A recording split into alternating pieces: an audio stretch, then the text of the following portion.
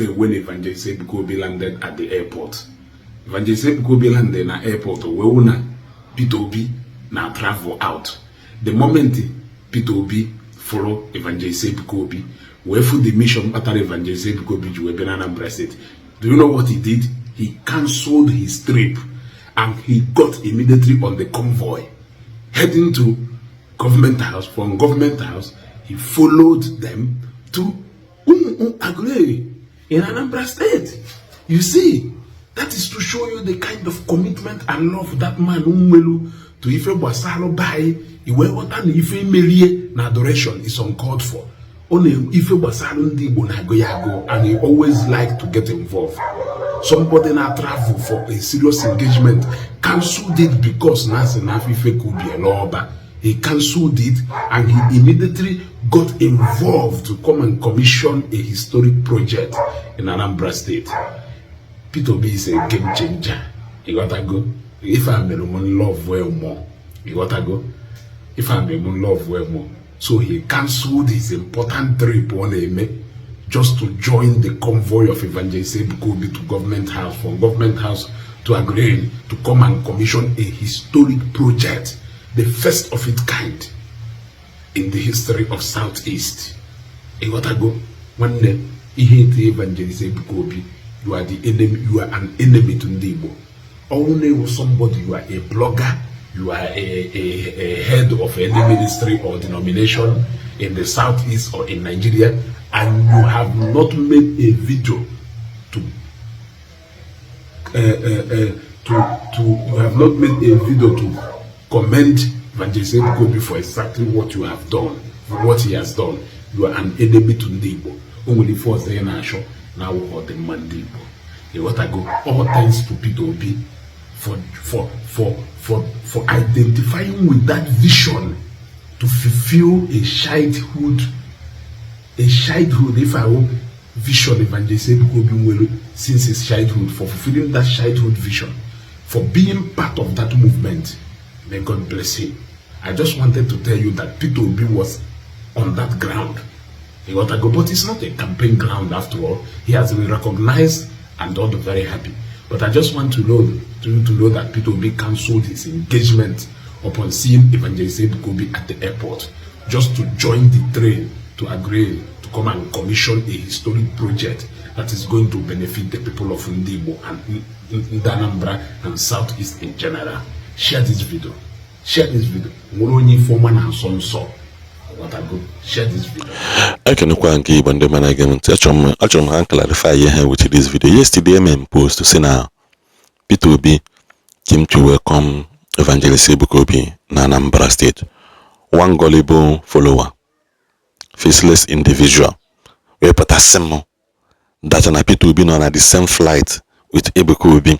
That's why would I be posting things that are again that are not true, that days have gone, that YouTube will have to start reporting and I will lose my account, getting one and use fake clickbait.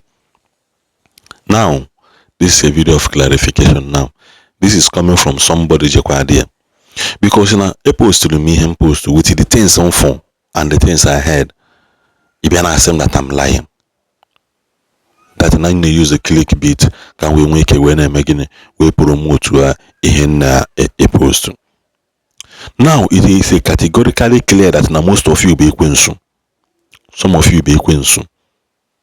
A happy quickly de congratulations to him and other people to 18 male in the Anambra State. You refuse to, you are talking about him post on Peter Obi. Now this video shows that indeed Peter Obi was in that airport where Ebuka Obi landed. Indeed, Peter Obi was in that airport, Ebuka Obi landed, and he understand the assignment on ground. He decided to cancel his trips and join them in the convoy to government house. After that, he also joined them Ebejeje made the opening ceremony, and he cancelled all his engagement and the travel. What is now wrong when I say that Peter Obi came to welcome Ebuka Obi in Anambra State? Kedi audio yibunde kina gotaro kodi welcome in welcome kina gotaro kedi nke bu fake n'ime and kedi nke bu clickbait n'ime. Gotaro the way some of you say reason. So I also want to use this opportunity I congratulate the Zion Ministry for Yahamen and Anambra State. We are not ungrateful, just like some people na Ngobala. We are not ungrateful. Yotago, as in the Homa Mela Hakene. So within me, I've been on Anambra State and to the other well wishers, Ndi Homa na Demma. So come Ndi Hojona, Ndi Homa na Omusianya, as a Ndi Homa na Demma. Dikam, because we have been Homa. We have to celebrate it. So on behalf of me, myself, and Ndi Homa na Demma, we say thank you to Zion Ministry for your happy doing Anambra State. Alugide when with a video mbana alo this thing. And when with the video. Baby do this project. I am not on a seloku makana. I am not on an balloon the mother with that place. I am not on a na 1 million and about 30 million.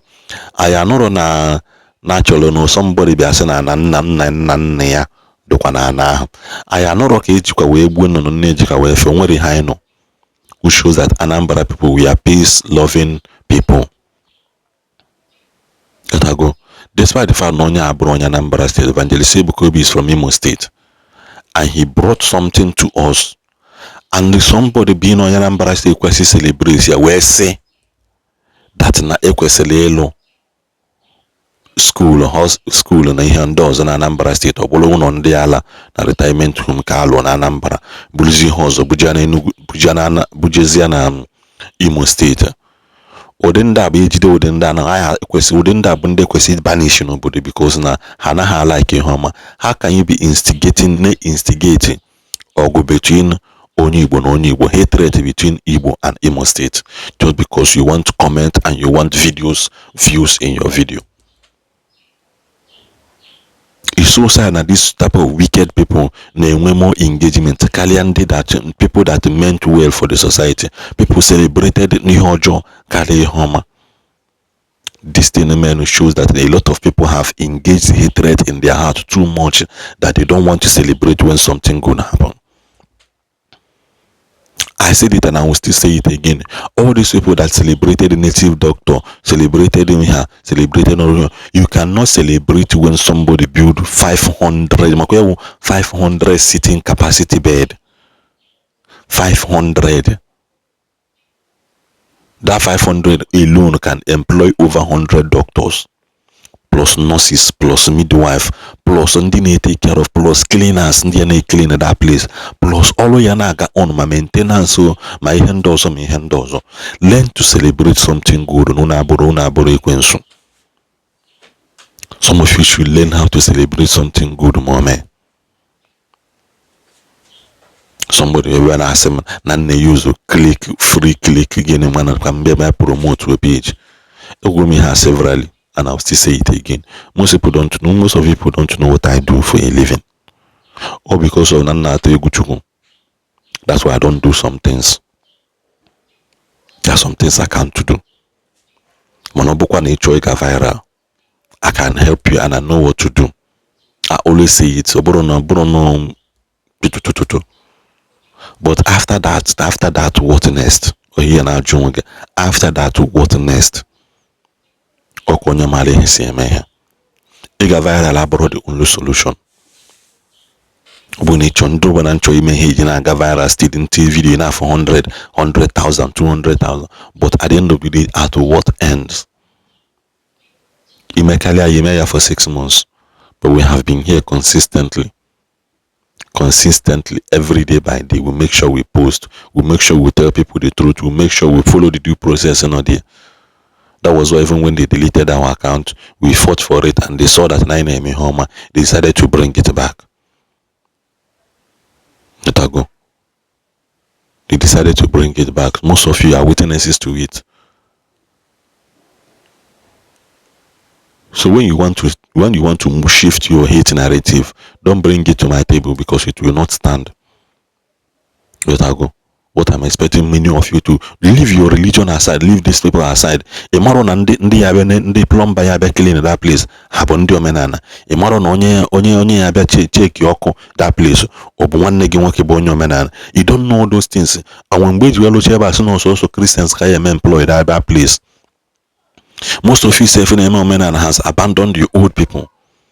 people abandon it. So most of you ebutekwa ndị bụ n'ebe a, most of ndị anụ obodo Igbo na-eme gbidigbidigbi, unu ebutekwa nwanne unu ebe a, bute mpa unu that place, because most people don't employ housemates anymore because of the bad treatment ha na-enye the house people, and especially how many people are ready to do housemaid again now. Mmadụ na eme house help na again, and a platform was created to assist the people. Here na-emekwa n'obodo Igbo Inaga, they have a place to take care of their old people. The first in Nigeria, in Africa. Come past church uluguru such thing. Come government officials ulugulia, and you wicked ones fail to celebrate it. As a money homa na dem my homa ya na abelia. Man only afi homa one name show well narrative because no nye me ya or like it or the person. Onya hama for that homa na ndoya.